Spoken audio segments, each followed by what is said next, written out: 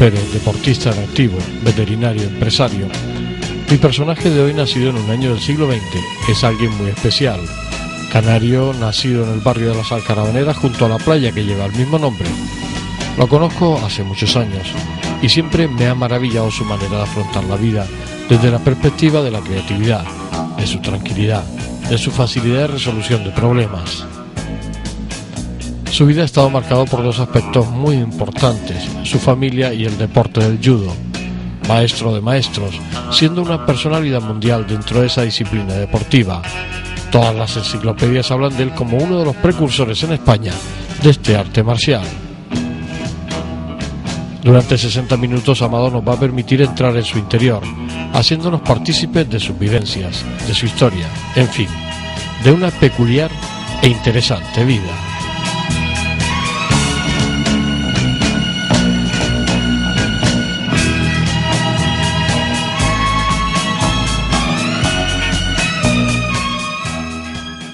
Amado, ¿cómo ha sido tu vida de pequeño? ¿Dónde naces? ¿Dónde naces? Yo nací aquí en Las Palmas. Mi familia procede toda del campo, de Valle Seco. O sea que... Yo fui la primera generación... de capitalina. De capitalina, sí. Y yo nací en la calle Italia, ahí en las Alcarabaneras. Y vamos, la playa de las Alcarabaneras, que en esa época era un vivero de futbolistas, porque había un campo de fútbol. El campo de fútbol ahí, el campo ahí en la arena, que se aprendía, que claro, los jugadores tenían un dominio de pelota tremendo. Y después ya nos fuimos a vivir a Vegueta, por la calle Reyes Católicos. Con muy pocos años. O sea, aquí en la calle Italia estás muy pocos años. Sí, estamos ahí 5 o 6 años. 5 o 6 años. 5 o 6 años. Después nos fuimos a Vegueta y ahí estuvimos viviendo. Bueno, yo allí estuve viviendo hasta que me casé. O sea, de allí íbamos al colegio Vieri Clavijo, que era el colegio que estaba allí bajando en la calle López Bota.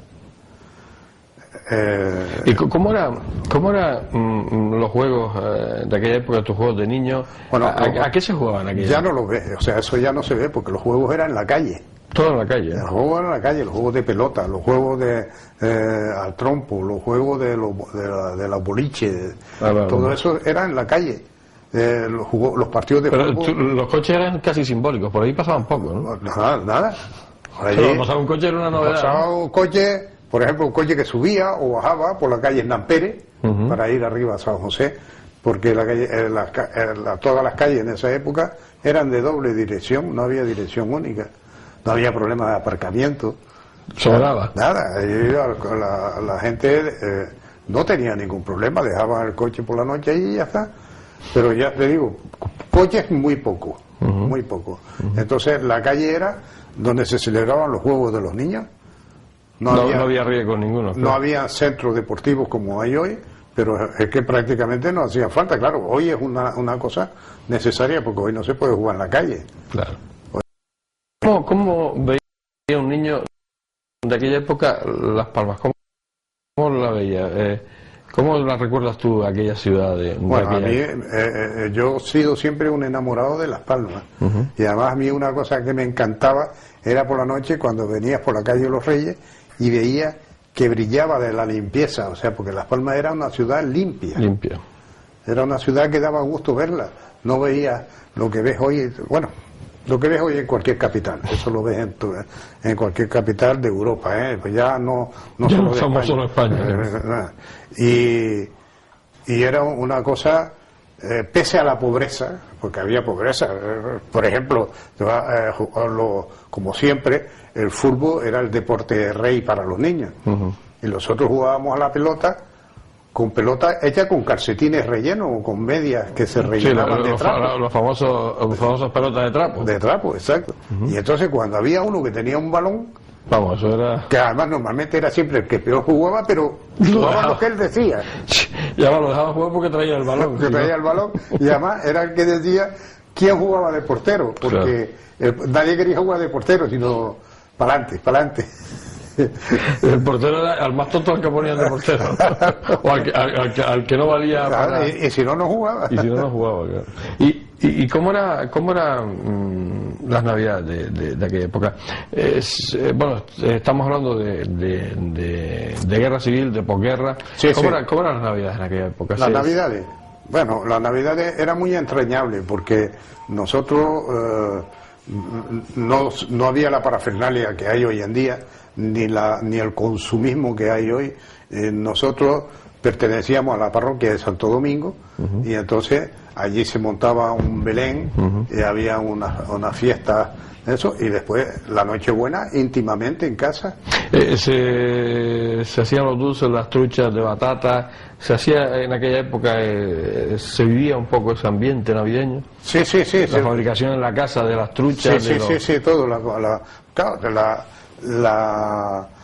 La repostería, era toda casera. Toda casera, sí. Aquí lo del turrón, eso era... El turrón, el que podía, ¿no? El que aviva comida, pero... Claro, eso no era tan normal, ¿no? Eso no era normal, lo normal era la repostería, era casera. Claro. ¿Y los reyes? Los reyes, bueno, los reyes era normalmente... Pues siempre quedaba yo, y lo digo por los niños o señores que, bueno, incluso algunos han muerto ya, que todo el mundo quedaba conforme.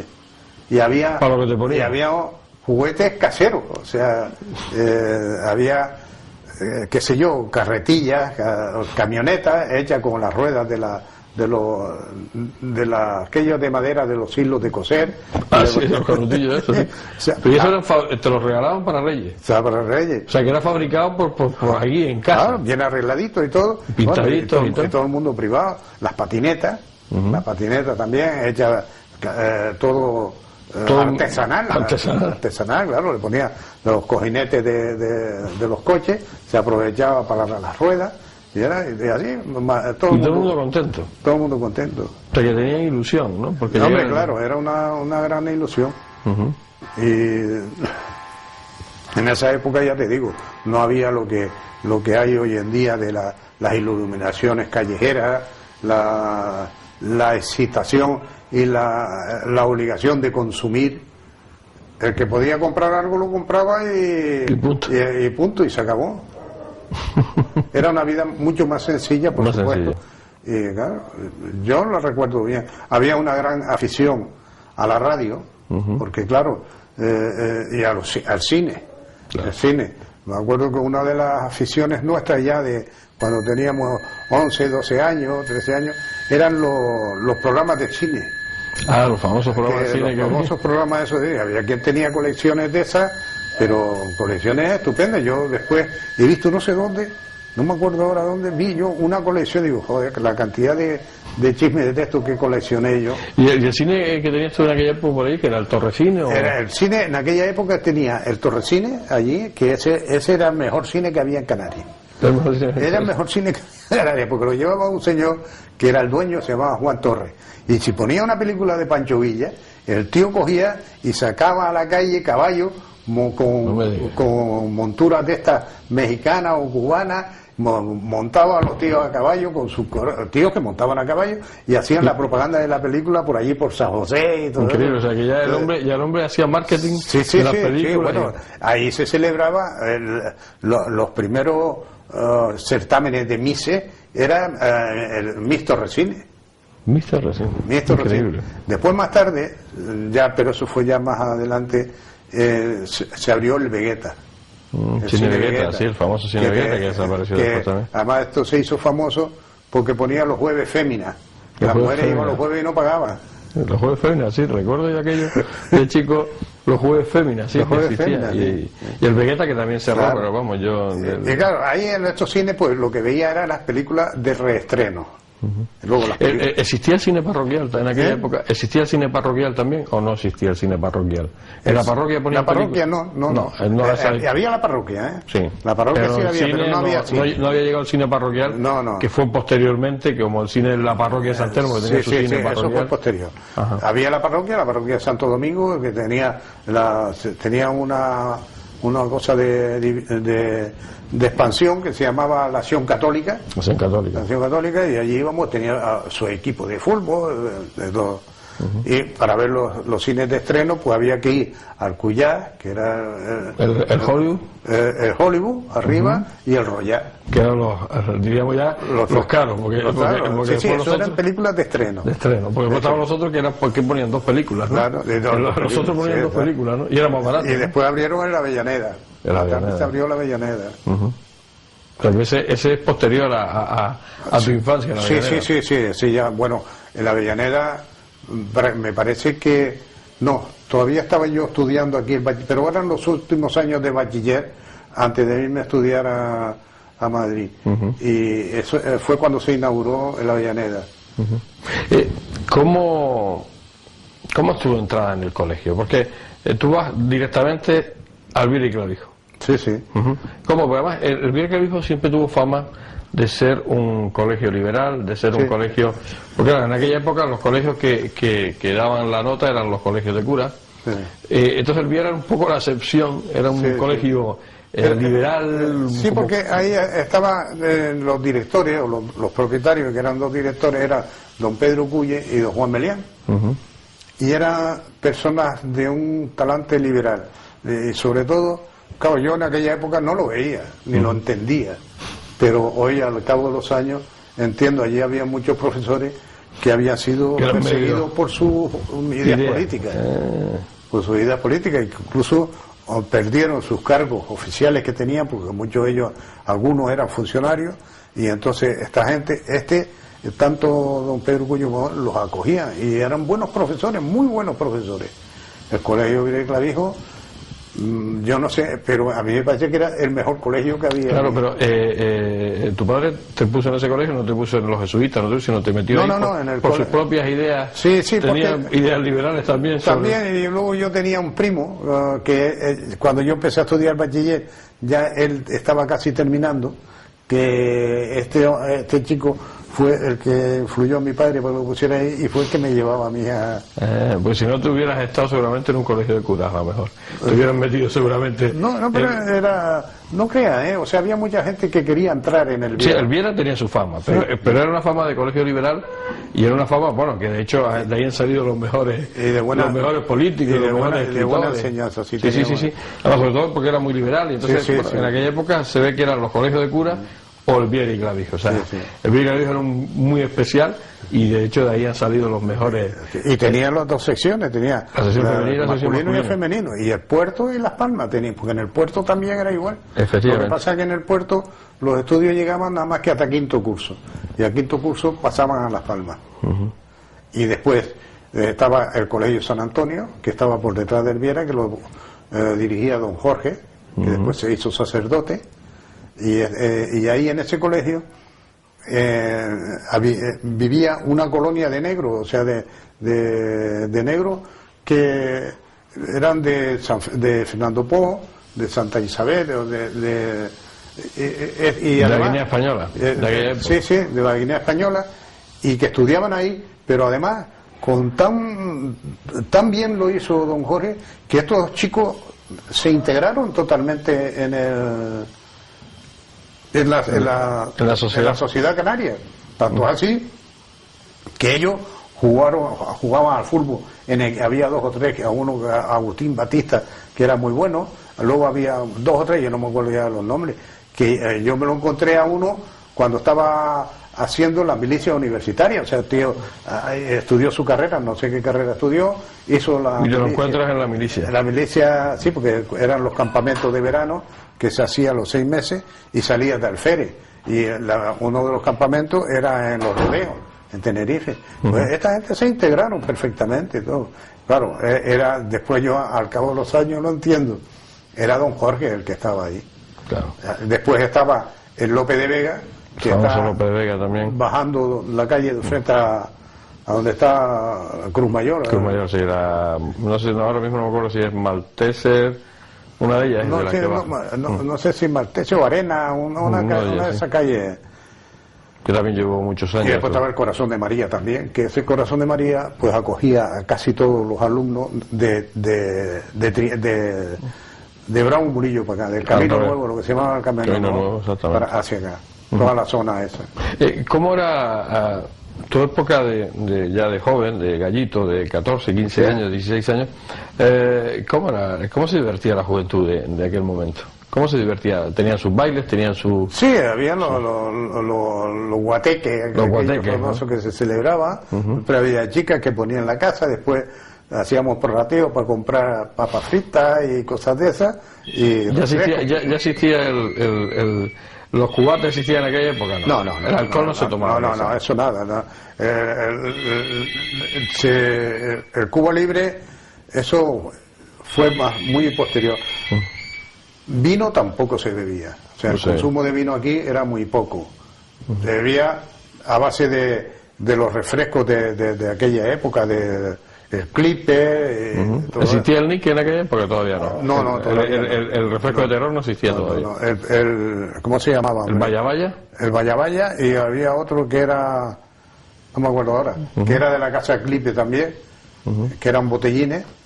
Y luego lo que sí se tomábamos joven, era el vino abocado. El vino dulce con el...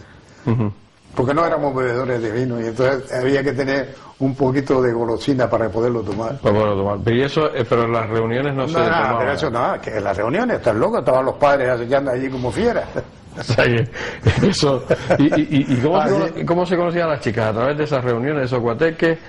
¿O se iba a pasear por ahí por algún lado? No, después el Paseo Triana. Paseo Triana, arriba, abajo de la calle. Arriba, abajo y abajo, arriba, eso era a partir de las 6 de la tarde, todo el mundo a Triana.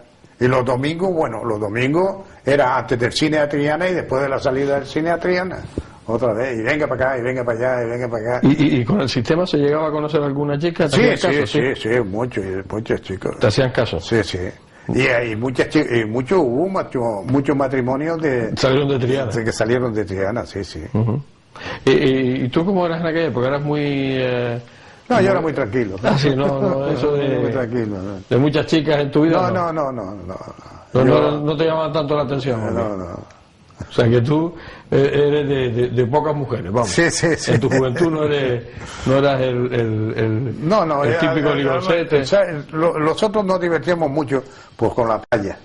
En la playa, si nosotros nos íbamos a La Laja, como vivíamos por ahí, cerca de San Cristóbal, o por la parte baja del castillo, del castillo, todo eso, y pasaba mucho. Y en la playa de La Laja, porque allí organizábamos unos partidos de fútbol, cuando la marea estaba vacía, que llegábamos hasta pegarlo. O sea que eso era, y eso estamos hablando de 16, 17 años. Sí, y de antes, porque nosotros empezamos a ir a la playa de La Laja de toda la vida. Yo me acuerdo de toda la vida de estar allí en la playa. Las Palmas seguía siendo en aquella época, ya cuando tu juventud era una ciudad tranquila, ¿no? Muy tranquila. Bueno, yo una cosa me acuerdo que yo conocí a un chico chileno y hablando de Chile, de que en Chile las puertas de las casas no se cerraban, digo, no te preocupes que ya se cerrarán. Yo conocí Las Palmas cuando las puertas de las casas no se cerraban. Mi madre salía, o salía la muchacha o lo que sea, la puerta quedaba abierta. No es que no hubiera ladrones, ¿eh? A ver los haylos siempre los ha habido, ¿no? A ver los haylos, ¿no? Pero no era la cosa de hoy en día. Además había más respeto, había un respeto. Hoy me estaba contando antes mi mujer que por lo visto ayer fue por allí por Triana y ella con una amiga se reúne y compra una quiniela que la coge allí siempre y lotería por debajo del bar La Laguneta. Dice que ya llevan 2 o 3 días que van allí y que un tío majadero que si le den, que si no le den, que si tiene dinero ahí, que tiene, mire, yo veo una cartera que tiene dinero, o sea, un acosando. Y el otro día también iba con mi mujer allí, porque mi hija, la mayor, la abogado, se ha metido a comerciante y abrió una tienda de velas en la calle donde estaba Juanita Gutiérrez, de la calle Elcano a Triana. Y delante del cine Cuyás, pero casi hacia San Bernardo, en la esquina han puesto unas cubetas porque ahora han cogido la costumbre de poner 6 o 7 carros de esos todo seguido, ¿no? Pero no los mantiene, no los limpia. Y entonces había un tío allí sentado con todos los cubos prácticamente vacíos allí, y el tío rompiendo bolsas, sacando lo que él le interesaba, y lo demás lo tiraba allí. Tú no te puedes dar idea de lo que era aquello, un estercolero. Claro. Y no aparece ni un guardia ni nada. Ahora tú llegas a San Bernardo y aparcas el coche un momentito allí porque tienes que hacer una gestión y te hincan una multa, te bajan del árbol y sacan la multa. Pero allí para eso no aparece. Cuando estás estudiando en bachiller en el Viera, terminas el bachiller y decides irte a estudiar fuera. Porque aquí tampoco se podía estudiar muchas cosas. No, aquí no se podía estudiar nada. Aquí bueno, aquí lo único que se podía estudiar era comercio y magisterio. Y magisterio y los peritajes. Y los peritajes. En la escuela de perito industrial, perito industrial. Era lo único que se podía estudiar aquí. Y yo quería estudiar medicina. Y entonces yo me acuerdo que el primer carnet del CEU, o sea, había lo que se llamaba el Sindicato Español Universitario, el CEU. Y tú para matricularte en cualquier facultad tenías que estar en el CEU, tenías que ser del CEU. Si no, del CEU ya te podías ir a Cuba o a donde fuera, que allí no entraba. Y yo el primer carnet de eso lo saqué como para estudiar medicina en la plaza de allí, de frente al donde está el gabinete literario, la plaza de Cairasco, que estaba el Frente Juventud de allí, y dentro del Frente Juventud había una sección para eso. Y yo pues me cojo a estudiar medicina.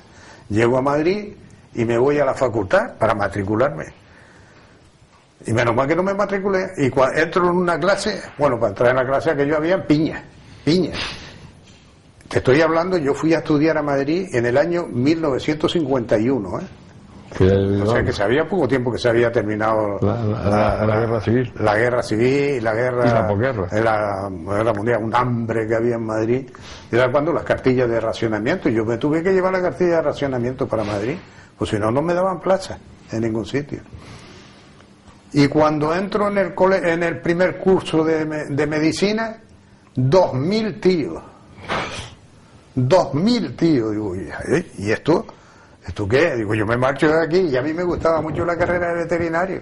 Y entonces llamé a mi padre, hablé con él, se lo dije, dice, tú haz lo que tú quieras. Quien va a estudiar eres tú. Y entonces me fui a la facultad de veterinaria y... que ya no habían 2000. Pero no te crees que había mucho menos, Joder, era una plétora. Claro, es que en aquella época fue una cosa... Terminó la guerra civil, claro, y terminó la guerra de España, y hubieron unos años muy buenos de agricultura. La agricultura tuvieron unos años, vamos, de lo mejor del siglo XX. Y entonces la gente de campo cogió dinero. Y entonces la gente de campo, mira, ¿quiénes eran los personajes de los pueblos? El cura, el maestro, el médico, el veterinario. Ahí no había ni ingeniero ni había nada. Y entonces todo el mundo quería que su hijo fuera o médico o veterinario. Cura no. Ya se había pasado antes. Y entonces pues fue una plétora tremenda en la universidad. ¿Tu etapa en Madrid como estudiante cómo la llevaste? Pues yo de entrada me fui a vivir con otros chicos de Las Palmas, Manolito Valido, Pablo Monzón, para descanse, que estos estaban estudiando ingeniero. Y ellos estaban en una pensión de estudiantes muy buena al lado de la plaza de la ópera. Y entonces, mira, vente aquí, que aquí yo los conocía porque ellos estudiaron en el Viera también, pero un curso más adelantado y éramos muy buenos amigos. Entonces, pues me fui allí a vivir con ellos y la verdad es que estaba muy bien. Pero después me fui al colegio, pude entrar en el Colegio Mayor de Santa María, que está en Sea Bermúdez. Y claro, ahí eso es lo ideal para un estudiante universitario, era un colegio mayor, porque el colegio mayor además estaba muy bien, comía bien, no es que era comida abundante, que era lo que necesitaba cuando estabas muerto de hambre todo el día y con el frío que hacía pasaba más hambre que el perro ciego, y entonces lo que necesitaba era comida abundante, habitación, calefacción, después tenía gimnasio, piscina, bueno, en invierno no, pero en verano. Y bueno, estaba muy bien, y no era caro. Y no, la Caro te permitía... No, la Caro te podía era de la obra del gobierno, era de las obras sociales del gobierno. La cadena de colegios mayores, después había colegios mayores que eran privados, que eso eran carísimos. Eso ahí, además para entrar, joder, tenía que tener un currículo mejor que el de este, para entrar ahí. Y así, y ahí... Pues a mí me sentó estupendamente el colegio mayor. Sí, y tu vida en Madrid también. Tu vida en Madrid la pasaste bien. Sí, sí. Yo me tuve que ir un año, me fui a Zaragoza, que fue cuando yo empecé judo, realmente fue en Zaragoza. Porque tuve un problema con una asignatura, lo que había en aquella época. Te cogía en medio... Y te cogía por medio catedrático y o te mudabas o te quedabas allí para siempre. Y yo me fui entonces a Zaragoza, al segundo curso, y ahí empecé a hacer judo, porque vi unas fotografías en la calle, en una de esos, haciendo, yo no sabía ni lo que era el judo ni nada, yo había hecho lucha canaria aquí y tal, pero no sabía lo que era el judo. Y entonces vi una fotografía y entré allí y pregunté, oye, ¿esto dónde? Sí, es un gimnasio que hay en Torrero, arriba en Torrero. Digo, bueno, pues cogí el tranvía y me fui para arriba, para Torrero. Allí, y este hombre era un asilado político. Era de la Gestapo. Era de la SS alemana. Pero era de los... Este no era alemán, él era belga, pero pertenecía a los regimientos... Tú sabes que la SS tenía regimientos de extranjeros. Y entonces estaba preso, lo tenían preso en Francia, y se escapó, y caminando llegó hasta cerca de la frontera, se metió en un tren y se bajó en Zaragoza. Cuando le pidió, él no tenía nada, fue asiliado político, no podía moverse de Zaragoza, y entonces pues él empezó a dar clases. Era belga, pues dar clases de francés. Imagínate el francés que puede enseñar un balón de eso. Claro. Pero bueno, él daba clases de gimnasia, de lo que le habían enseñado en la SS, pues de defensa personal, pues daba clases de defensa personal. Él no sabía lo de judo, lo conocía, pero no tenía conocimiento. Él sabía de greco-romana, de defensa personal y tal. Bueno, pues allí me metí yo con él. Y ya después, cuando volví a Madrid, al año siguiente que volví a Madrid, ya entonces me fui a un gimnasio de judo. Que ya estaba el judo allí instaurado. Sí, ya estaba establecido en Madrid. Y ahí es cuando tu encuentro con el judo. Tu encuentro con el judo es en Madrid realmente. Sí, realmente es en Madrid, sí. Y ahí empiezas tu etapa del judo, que es una etapa también muy larga en tu vida, porque bueno, formó parte de mi vida. O sea, yo había 3 días en semana que tenía que ir al gimnasio de judo, y sabía que de las perras que me mandaba mi padre tenía que apartar para pagar las clases de judo, para pagar el gimnasio, pues si no, no podía ir. Bueno, y el judo te permitió en aquel momento, tú empezaste a competir, empezaste a aprender judo, pero... No, yo empecé a hacer judo y tal, y después a los 2 o 3 años, yo empecé, no como hoy, que los niños empiezan de los 6 y los 7 años. Cuando yo empecé, yo tenía 17 años, porque antes eran los 7 años de bachiller, terminaba la reválida, hacía la reválida con 17 años. Pues yo empecé el judo con 18 o 19 años, casi con 19 años. Pero es que era todo el mundo así, porque no había todavía, no tenía la suficiente edad el judo como para que hubiesen niños practicándolo. Vamos, en España, ¿no? Y bueno, pues ya entró a formar parte de mi vida. Ahorrador de electricidad Staminar. Tras muchos años de implantación en Canarias, les ofrecemos la posibilidad de ahorrar de un 10 hasta un 35% del consumo de su factura de electricidad. Tenemos un ahorrador que se adapta a sus necesidades, sea cual sea su tipo de negocio o industria. Muchos ahorradores puede encontrar en el mercado, pero solo Staminar ha demostrado su eficacia. No deje que los gastos abusivos de electricidad afecten su economía de negocio. Pídanos presupuestos sin compromiso al 921-481-249. Ahorrador de energía Staminar, la solución a sus problemas de exceso de consumo. Ahorre de un 10 hasta un 35% de su factura de electricidad.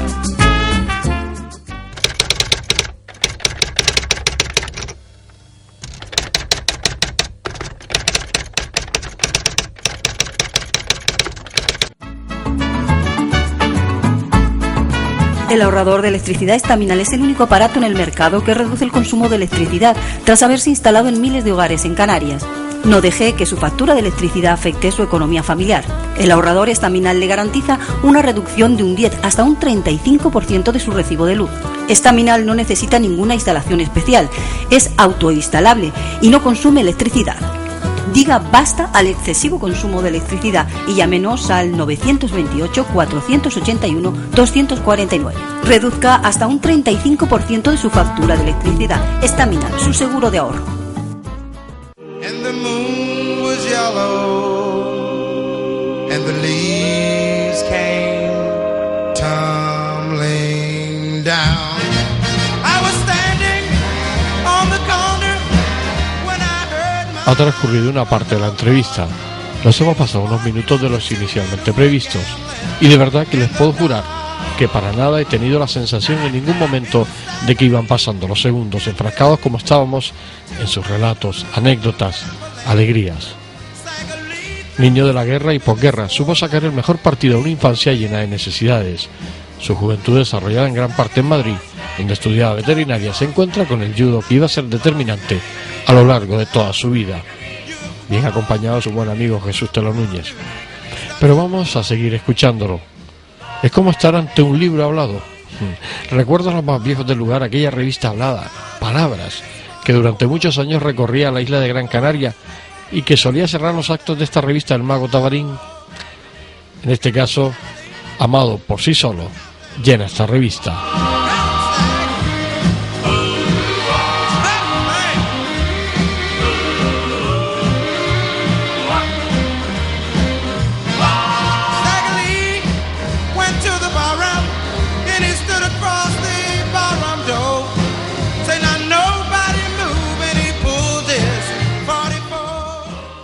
De los animales de compañía.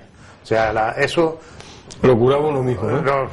Los animales de compañía, que se moría y no estaba ni por asomo ni a la altura, vamos, ni a la sombra de Inglaterra, y no digamos de Estados Unidos. En Estados Unidos había gente que se ponían ricos alquilando, o sea, vendiendo cementerios de animales, o sea, parcelas para enterrar allí los animales. Yo me quedé asombrado una vez que vi Alejandro Ojeda, que era veterinario también, ya está jubilado. Su padre, eran los Ojeda que vivían en la calle La Peregrina, y su padre era exportador. Y él, cuando terminó la carrera, el padre le dijo: tú te vas a Londres, y estás en Londres un par de años recibiendo la fruta, porque para evitar quitarte en medio intermediario. Y yo le encargué en una ocasión, una vacuna de estas para perros y tal, que me las trajeran inglesas, y él me las trajo. Yo casi me caigo de culo cuando vi la presentación de aquello. Vamos, la medicina humana era una porquería comparada al lado de aquello, ¿no? Al lado de aquello. Se dijo, estamos a la altura del betún. Pero bueno, después la gente fue lo de los animales de compañía, empezó a progresar. Fíjate tú, cuando los animales de compañía antiguamente, aquí era por cada 10 perros había un gato, o medio gato. Y hoy hay más gatos que perros de animales de compañía. Sí. ¿Hay más? Sí. Porque el gato da menos trabajo, hace mucha compañía y no te da ni la mitad de trabajo que da el perro. Sobre todo para tenerlo en piso. O sea que eso ha cambiado, y en aquella época, ¿quién coño que montaba una clínica de perros se moría de hambre? Pues tú no te dedicaste nunca a No, yo nunca me dediqué, yo me dediqué a ganado vacuno, a ganado porcino. Trabajaba en la zona esta de Tete, yo era veterinario de la finca de la Salineta, pues conocí a don Antonio Gómez. Bueno, ahí tiene que ver Manuel Campos, porque era uno de los socios. Sí, Campos. Sí, y está relacionado porque además tiene el trofeo más antiguo. Sí, ya eso. Porque Manolo después estuvo ahí también. Empezó a ir al gimnasio. Y entonces lo dijo al padre para que hiciera el trofeo, ¿no? Y entonces él estableció el trofeo ese. Él lo contaba de que estaba haciendo judo, y entonces habló con el padre, hicieron el trofeo Almacenes Manuel Campos, y todavía está. Sí. Ha cumplido, sí, todavía sigue. Es el trofeo más antiguo de España en cuanto a judo, ¿no? Sí. Y ahí fue transcurriendo tu vida. ¿Vive de la veterinaria? Del judo no vive, eso está claro. El judo es afición. Para llevar a mi mujer al cine. Exactamente. A mi novia. En aquel tiempo. ¿Se podía vivir de la veterinaria en aquella época? Sí, se podía vivir. Sí. Porque tú después, con el paso de los años, bueno, te haces empresario de otras actividades que no tienen nada que ver con la veterinaria. Yo cuando lo primero que hice fue hacer especialidad. A mí, voy a contar una anécdota que se la mandé yo por escrito al pobre Jesús Gómez, porque, para descanse, que Jesús Gómez estaba escribiendo un libro que se llamaba Mis Amigos. Y dice, coño, mándame alguna anécdota tuya que tenga y tal. Como yo sabía que él, porque lo protegió mucho, era muy de Matías Vega, digo, te voy a mandar una. Cuando me llaman del Cabildo, a mí, en mi caso, me llaman hasta 3 veces me llamaron, y ya digo, voy a ir, pues a ver qué es lo que pasa. Y entonces me recibe Jesús Gómez, que hacía de secretario de Matías Vega. Y dice, mira que don Matías quiere hablar contigo. Digo, ¿y de qué? Dice, no, ya quiere hablarte. Y entonces me recibe Matías Vega, me pregunta vamos, prácticamente lo mismo que tú me has preguntado, que dónde había nacido, que dónde era. Yo le dije, que mi familia procedía de Valle de Seco y tal. Dice, mire, el Cabildo Insular va a montar un centro de inseminación artificial. Dice, y me tienen loco con las recomendaciones de los veterinarios. He pedido la lista al colegio veterinario y da la casualidad que el único que no tiene recomendación es usted. Digo, sí, pero porque no lo sabía. Dice, por lo que sea, pero usted es el único que no tiene recomendación. Y yo, el puesto ese es para usted. Por no tener recomendación. Y me metió en el Cabildo por no tener recomendación, me metió en el Cabildo en el Centro de Inseminación Artificial. Entonces yo me fui a Madrid, al Patronato de Biología Animal, hice las especialidades de inseminación artificial y todo eso, y empecé a trabajar ahí. Posteriormente estuve unos cuantos años trabajando ahí. Posteriormente salieron las oposiciones de veterinarios titulares y yo me presenté y saqué el número 1 de los canarios. O sea que cuando las plazas salieron a concurso yo pude elegir la que me daba la gana a mí. Entonces yo no había dejado de todas formas el ejercicio libre de la profesión, porque no había las incompatibilidades que hay hoy en día. Entonces yo estuve de veterinario en el mercado del puerto, en el mercado central, que era cuando había un veterinario fijo en los mercados, que se lo han cargado, no sé por qué razón, y eso es una falta de todo, porque no es por el hecho de que esté en el mercado, era el hecho que era el centro neurálgico de la zona, era donde estaba el mercado, y todo el mundo que tenía algún problema relacionado con la alimentación o lo que sea, sabía que iba al mercado y allí había un veterinario. Bueno, pero cargaron, alguno que no quería estar allí y pidió que lo cambiaran.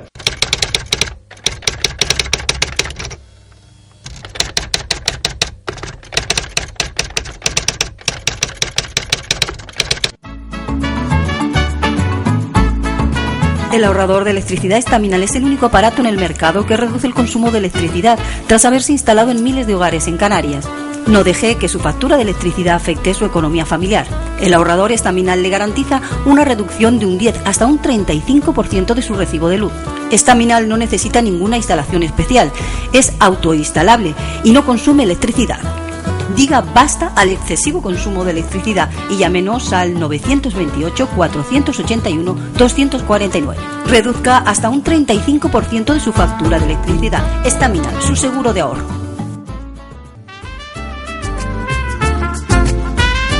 Ahorrador de electricidad Estaminal. Tras muchos años de implantación en Canarias, les ofrecemos la posibilidad de ahorrar de un 10 hasta un 35% del consumo de su factura de electricidad.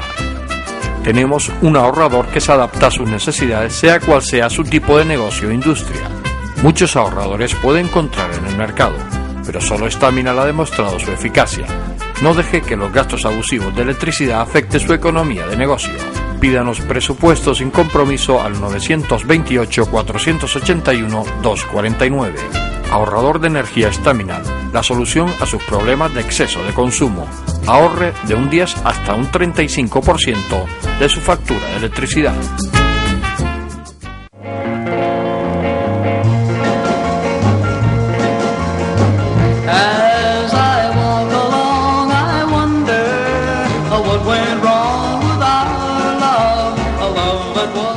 Ya hemos pasado el ecuador de la entrevista, su facilidad de transmitir y lo más importante, el que su comunicación no permite por el interés de ella que se produzca ningún corte, nos va llevando a una atmósfera de bienestar, sencillez y nos deja ávidos de más historia y de más vivencias.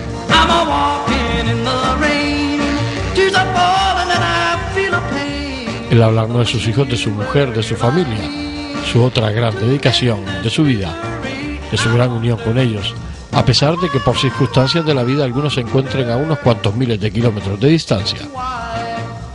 En el intervalo de la conversación me enseñaba una foto con sus nietos, vestidos todos con el yudoki. 6 más tarde se transformarían en 9, gemelas incluidas. Este momento tan agradable que ustedes y yo estamos pasando con Amado es irrepetible, por lo que hemos ganado de vida e intensidad.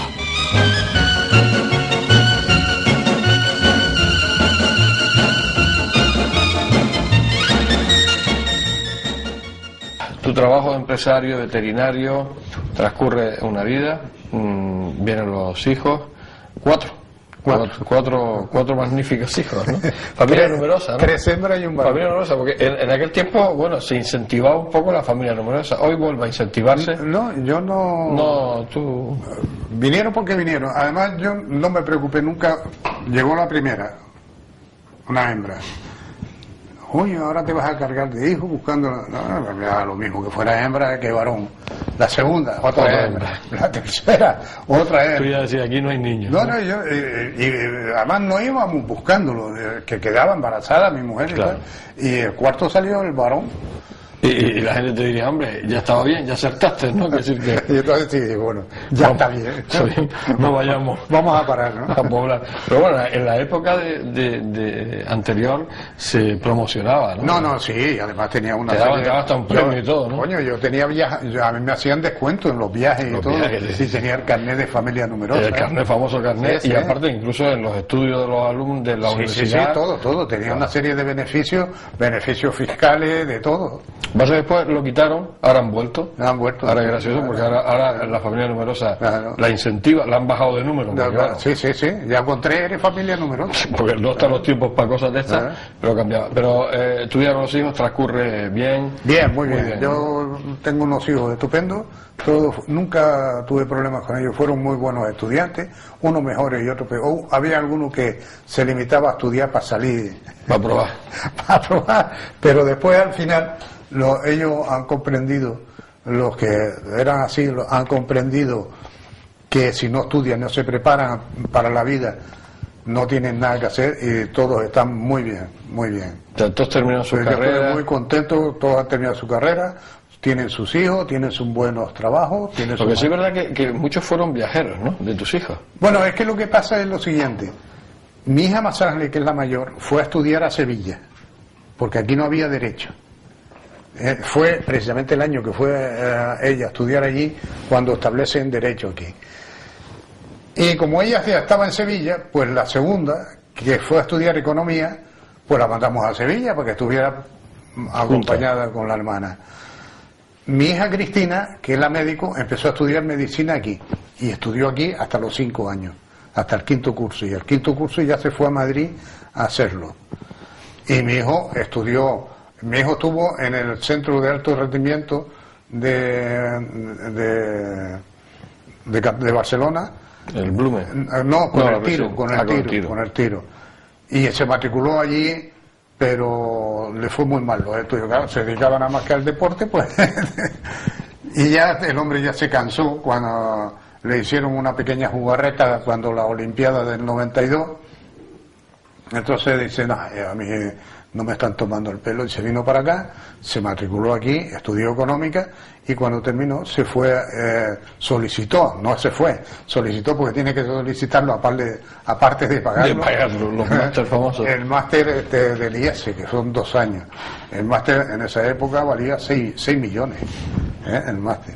Lo bueno que tiene es que ellos te lo financiaban, o sea, ellos te daban el dinero, te lo cobraban a los alumnos a un interés muy bajo, esto el interés interbancario, y lo empezaban a pagar cuando terminaban de estudiar y empezaban a trabajar. O sea que en ese aspecto funcionaba muy bien.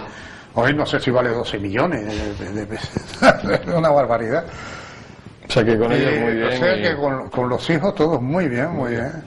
Llegas ahora a la actualidad, ¿cómo te sientes, Amado? No, estupendamente. Yo y a veces me encuentro un poco cansado, digo, coño, pero yo digo, ¿y si me paro? Si me paro, ¿qué pasa? Yo me acuerdo que yo tenía allí uno de los empleados en el matadero, que eran unos 40 empleados, y había uno que iba a jubilarse y decía, desde que me jubile, me voy a Triana, todos los días me empaqueto a Triana a ver las chiquillas. Se jubiló. Claro, este hombre en el matadero se empezaba a trabajar muy temprano. Este hombre estaba acostumbrado a levantarse a las 4 de la mañana. En aquella época, cuando él era joven, pues en Las Palmas había muchas cosas que abrían muy temprano, los mercados y todo eso, pero estábamos en la época moderna y a las 4 de la mañana no estaban ni las calles puestas. El hombre se aburría. Claro. Se iba a Triana, se moría de aburrimiento, al final criando malva, ¿no? Duró 3 o 4 meses. Claro. Y yo digo, si yo me paro, ¿y qué voy a hacer yo? Como mucha gente me dice, oye, ¿y tú por qué vas al gimnasio? Digo, pues porque yo siempre he ido. Y yo, en vez de irme por ahí, a un club, o a un bar, o lo que sea, estar bebiendo copa o lo que sea, pues me voy al gimnasio, lo paso bien, tengo amigos allí, charlamos, me leo el periódico, lo que sea, y ya está. ¿Has tenido muchos amigos en esta vida? ¿Muchos amigos? Muchos, sí, muchos. Muchos, y bueno, buenos amigos también, y tengo. ¿Y enemigos, Amado? Enemigos más que amigos. Enemigos más que amigos. ¿Sí? Porque muchos de los que vienen pasándote la mano, si puedes, te dan la puñalada. Eso lo has notado tú. Sí, hombre, sí. Eso, la amistad... a veces hay mucho interés por medio, ¿no? Mucho interés, mucho. ¿Cómo ves la política? Porque tú siempre, me imagino que has sido siempre, te has mantenido al margen, nunca te han hecho ningún ofrecimiento de meterte en ningún partido. Sí, a mí en una ocasión, el Partido Nacionalista Canario, que lo fundó este chico este señor de Tenerife, que era catalán, Bernardo no sé cuánto, no me acuerdo ya el nombre, me ofreció y yo me presenté en las primeras elecciones para senador. Me convenció el de aquí, uno que trabajaba en la móvil, Machín, Bernardo Prince, Machín, que era muy idealista. Me parece que eran los de la Academia Prince, ¿no? Tenían que ver con los de la Academia Prince, famosa, ¿no? Sí. Ahora eran jugadores de ajedrez, alguno de ellos jugaban al ajedrez. Pues yo no lo tuve mucho trato con ellos. Total que me metió ahí y en principio ese partido iba patrocinado por la UCD, pero claro, todo el programa era programa de UCD y ellos eran lo que decían, lo que había que hacer y tal. Y entonces los dirigentes del partido aquí dijeron que no, que ellos eran un partido político que iba a conocer, pero que tenía su propia idiosincrasia y que nada. Y así no fue. Yo saqué el voto de mi padre, de la familia y poco más, ¿no? Nunca más. Esto no, para mí no más. ¿Y qué has pensado de ella? ¿Qué piensas de eso? De todos estos movimientos últimos, todas estas historias. Yo lo que pienso es que, no sé, no quiero involucrarme en nada, pero yo creo que los políticos lo que tienen que dejar de mirarse el ombligo. Claro. Y trabajar más para el pueblo. Claro. Porque procurar porque así como que el pueblo paga impuestos y paga esto y paga todo, pues hay que darle más bienestar, más medios para educar a sus hijos y sobre todo más cuidado con el paro. Claro, acabar con el paro, que eso es una lacra. Paro es una lacra. ¿Te quedan todavía muchas actividades que hacer? ¿Tienes todavía proyectos? ¿Tienes historias? No, ya cada vez menos, ya. Bueno. Cada vez menos, sí. O sea que vas buscando el estar tranquilo. Cada vez voy buscando más la estabilidad Pero sin embargo, lo que no quiero es retirarme, decirme me voy y ya está. Exactamente. O sea, tú no te ves echándole de comer a las palomas en Santana, ¿no? Eso no es lo tuyo. Ni en el club del pensionista tampoco. Ni sentado ahí en la calle de Triana a ver la chiquilla, como decía. Sí, que además en los bancos... Sí, todos son jubilados. Son jubilados. O sea, tú ahí no te verías. No, ahí no me veo yo. O sea, que pase lo que pase, tú siempre estarás en la actividad. Sí, yo te... mira, fíjate, ahora tienen los sábados, y el otro día mis nietos, los dos que están aquí, y estaban, no, porque estaban que si en el colegio, que si qué... Digo, mira, eso se acabó. A partir del sábado por la mañana, todos los sábados, al gimnasio 1 hora a hacer defensa personal. Y me los voy a llevar al gimnasio todos los sábados por la mañana a hacer defensa personal. Claro. ¿Cómo te gustaría que fuera recordado Amado Ramos? Pues no sé, como un buen padre, como un buen esposo primero, un buen padre y un buen amigo.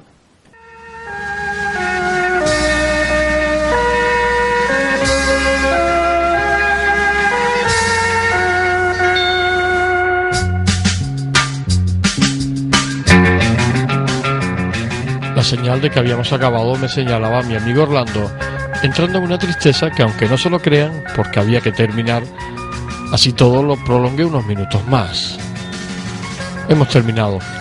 Llega el momento de la despedida. Su perro Rosco, un labrador impresionante, nos ha acompañado a lo largo de toda la entrevista, nos acompaña en el adiós.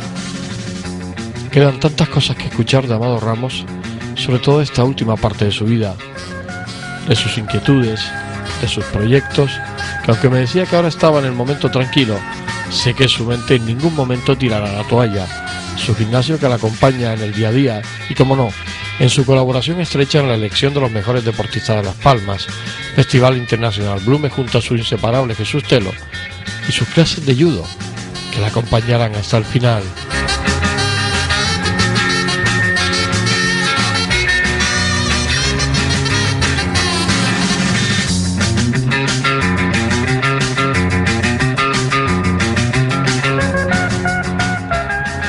Amado Ramos Pérez, gracias por dejarnos entrar en tu interior y que estos 60 minutos que hemos estado contigo nos hayan dejado tan buen sabor de boca y unos recuerdos que serán difíciles que se vayan de nuestra memoria.